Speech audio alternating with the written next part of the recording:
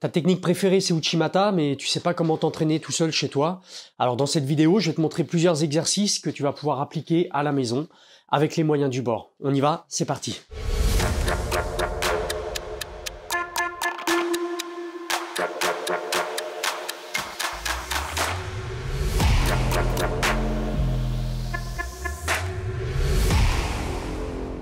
Bienvenue sur Dojo System, je suis Jérémy Margalet et je vous aide à améliorer vos performances et ainsi progresser dans votre pratique, que ce soit du judo ou du jujitsu.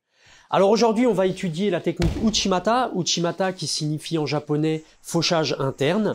Alors cette technique rentre dans deux familles de mouvements, d'ailleurs c'est la seule en judo qui rentre dans deux familles techniques, dans la famille des mouvements de jambes et également dans la famille des mouvements de hanches. Ça dépend comment on va l'exécuter. Allez, on va commencer déjà par un premier exercice qui va être un exercice en guise d'échauffement. On va faire quelques uchikomi face au mur. Donc je pense que vous avez tous un mur à la maison. Ici, je viens poser les mains sur le mur et je vais venir placer donc jambe droite, pied droit et suivi de pied gauche sur l'arrière qui vient en renfort. Ok, mon pied droit est un petit peu orienté vers l'extérieur qui va aller dans mon sens de rotation. Le pied gauche en renfort et dernière petite chose, je vais venir tourner la tête comme ça sur le côté, toujours pour faciliter la rotation. Uchimata, c'est un mouvement vers l'avant, donc il va falloir que je pivote pour pouvoir basculer mon adversaire. Ici, je vais en faire une petite vingtaine, droite, gauche, tête, et pourquoi pas accentuer le mouvement avec ici la main gauche en saisie de manche. Deuxième exercice, je vais maintenant essayer d'échauffer un petit peu mes adducteurs puisque Uchimata, c'est un fauchage interne sur lequel il va falloir que je lance ma jambe. Donc je vais venir me présenter de profil par rapport à mon mur.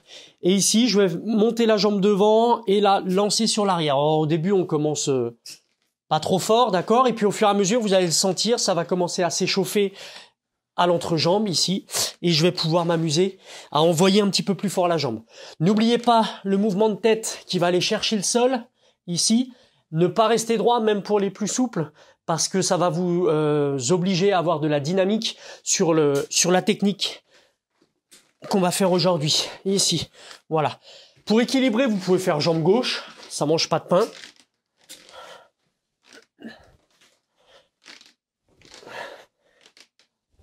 Voilà.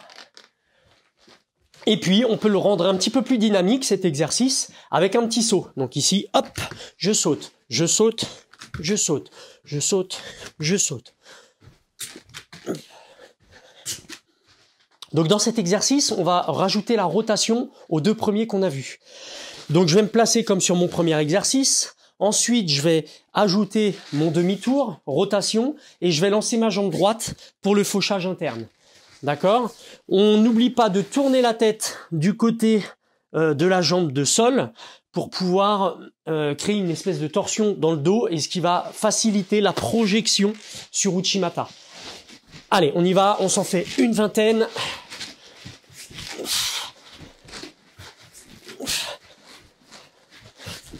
Pour les experts, vous pouvez rajouter le petit saut ici sur le fauchage. Hop, un petit saut. Et bien sûr, l'avantage de la chaise, c'est qu'on va pouvoir travailler une fois à droite, une fois à gauche. Je vous montre ça. Droite, gauche, droite,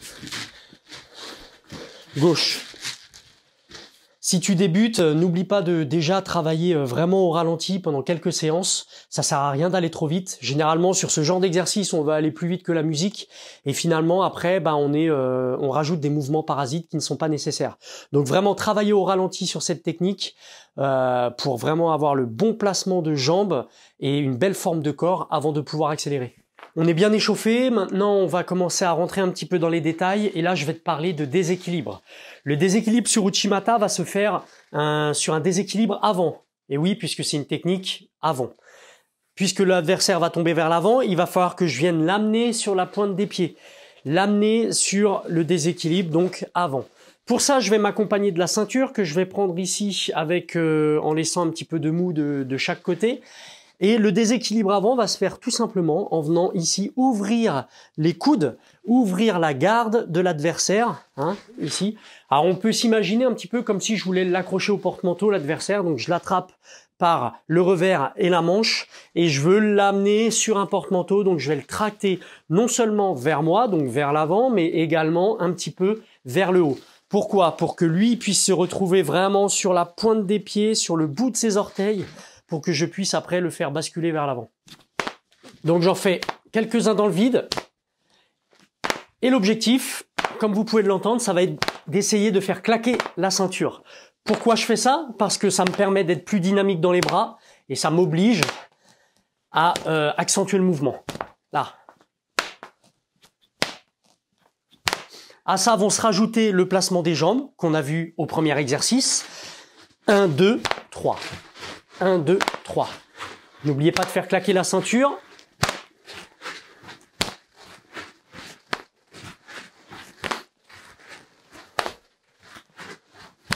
On rajoute le pivot et le lancement de la jambe.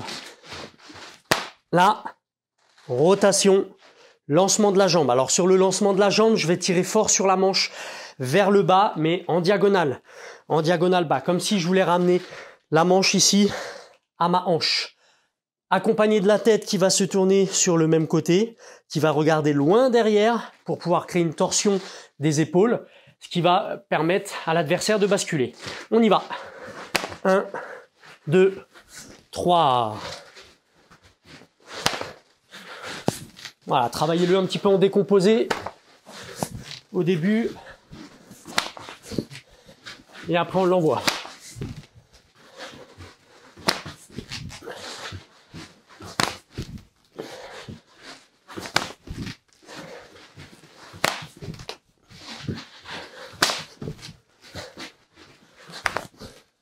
Ce qui va vraiment faire la différence sur cette technique Uchimata, ça va être l'engagement que vous allez mettre dans la réalisation de ce mouvement. Donc là, je vais vous faire un petit exercice que moi ici, je vais faire sur voilà, des gros tapis comme ça. Donc si vous n'avez pas de tapis à la maison, bien sûr, évitez de faire cet exercice-là. Maintenant, vous pouvez toujours mettre un matelas au sol, des coussins, etc., etc. Alors, comment travailler cet engagement du corps? Eh ben, c'est très simple. Je vais reprendre tout ce qu'on a vu jusqu'à présent. Le premier exercice, le deuxième, le troisième où je vais lancer la jambe. Et à partir de là, je vais partir en chute avant du côté où j'ai lancé la jambe. C'est-à-dire que moi, je suis droitier, donc je vais lancer ma jambe droite. Je vais partir en chute avant à droite. Ça va m'obliger à engager tout mon corps dans la projection et dans la technique. Donc ici, 1, 2, je lance la jambe et je pars en chute avant.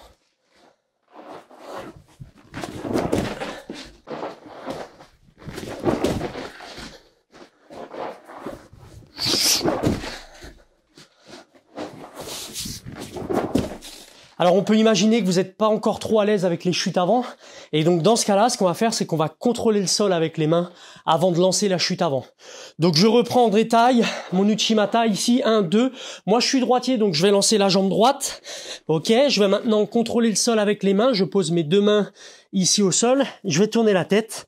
Et là on va essayer de se forcer à faire une chute avant, donc avec cette jambe qui est levée. Pour ça, je vais venir engager la jambe et pouvoir terminer ma chute avant, ok?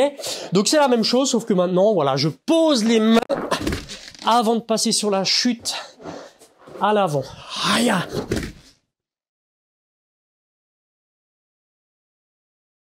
Alors on l'a vu tout à l'heure, il y a deux façons différentes de faire Uchimata. Ça peut être soit un mouvement de jambe, soit un mouvement de hanche.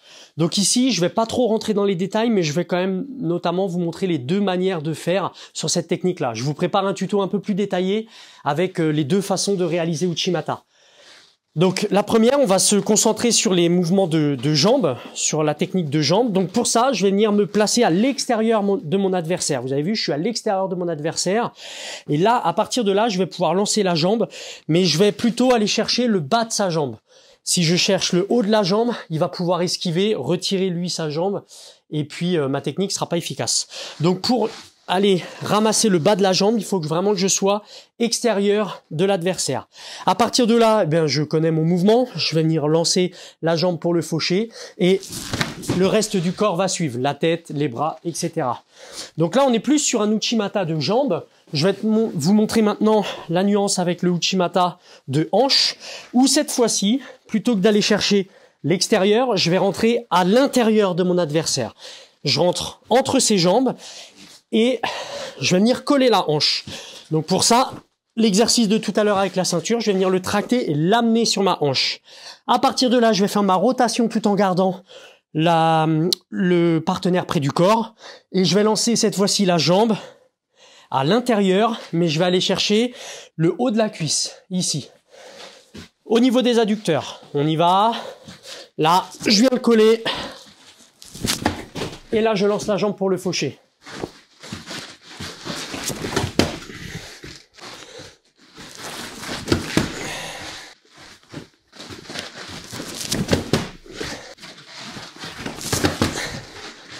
Voilà, c'est la fin de cette première vidéo, j'espère que ça vous a plu. Si c'est le cas, n'hésitez pas à mettre un petit pouce bleu, en espérant que les exercices que je vous ai proposés vont vous permettre de progresser. Alors n'hésitez pas à les faire, comme je l'ai dit tout à l'heure, d'abord étape par étape, au ralenti, et puis après accélérer au fur et à mesure. Et vous allez voir qu'automatiquement, vous allez gagner en forme de corps et en efficacité sur ce mouvement-là, en club ou en compétition. Voilà, moi il me reste plus qu'à vous dire au revoir, à vous remercier d'avoir regardé la vidéo jusqu'au bout, et je vous dis à la prochaine. Ciao, bye bye.